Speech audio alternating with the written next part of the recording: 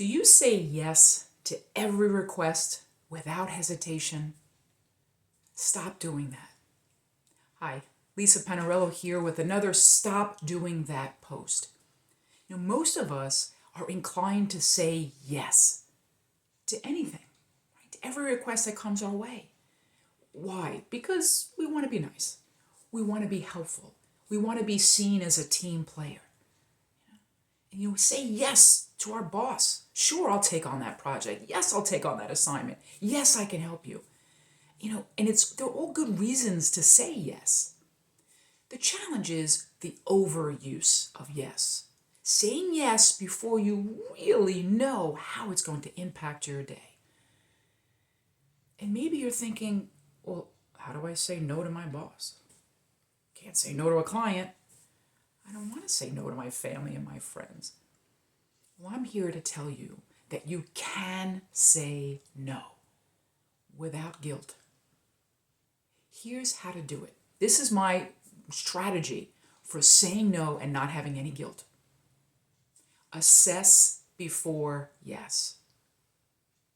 I'll repeat. Assess before yes.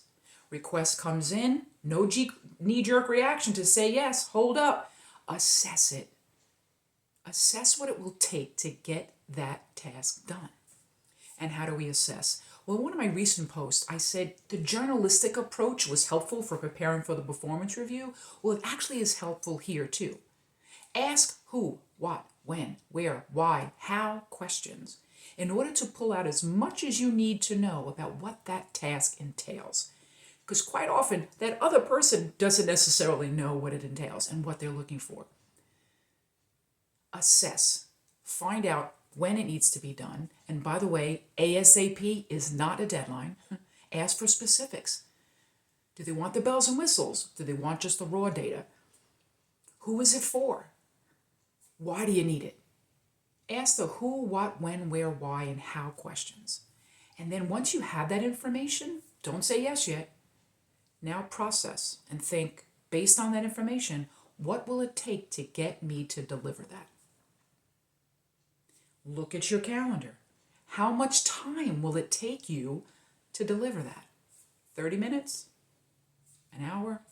A day? A week? 3 weeks? Depending on the size of the tasks. And then look at your calendar and see what else you have going on your plate. And see where do you have the wiggle room to insert that half hour, that day, that 3 weeks of time it's going to take you to deliver that yes. And then when you have that, now you can go back and say, yes, I can help you, and here's how. You can give them what it's going to take you to deliver that yes. And you can negotiate a yes that both of you can live with. Now, this might take you out of your comfort zone because you're typically a yes person, and saying no, it might get you a little anxiety there. So I'm going to say, if you're not quite sure how to do it, throw the situation in the post here. I guarantee you, I could strategize a no into any yes that you can live with. And keep this in mind, and this might insult many of you, I'm not sure, but no one takes your time. You give it. And maybe you give it with regret. And you might be thinking, oh, my boss always working me to the bone. Family, oh, everybody wants everything from me. No. That's not on them. That is on you. No one takes your time. They can't. You give it.